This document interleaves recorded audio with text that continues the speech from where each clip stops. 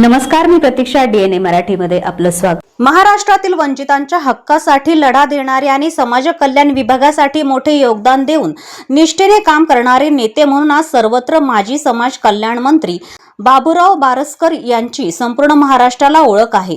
वंचित घटकांच्या विकासासाठी, विशेषतः मातंग समाजाच्या आर्थिक उन्नतीसाठी मोठे कार्य बारस्कर यांनी केले असून विकासापासून वंचित राहिलेल्या घटकांचे प्रतिनिधित्व करताना विकासाच्या मुख्य प्रवाहात समाज घटकाला आणण्याचे मोठे काम त्यांनी केले.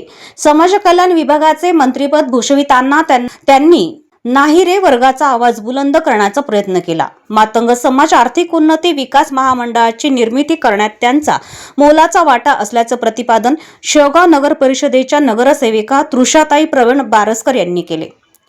शेवगाव नगर परिषदेच्या नगरसेविका तृषाताई प्रवीण बारस्कर यांच्या नेतृत्वाखाली जिल्हा परिषद प्राथमिक शाळा भास्करवाडी या ठिकाणी शुक्रवार दिनांक 1 मे रोजी माजी समाज कल्याण मंत्री बाबूराव बारस्कर यांच्या पुण्यतिथीनिमित्त माजी मंत्री बाबूराव बारस्कर यांच्या प्रतिमेला पुष्पगुच्छ अर्पण करून अभिवादन करण्यात आले. त्यानंतर शालेय विद्यार्थ्यांना शैक्षणिक साहित्याचं देखील वाटप करण्यात आलं.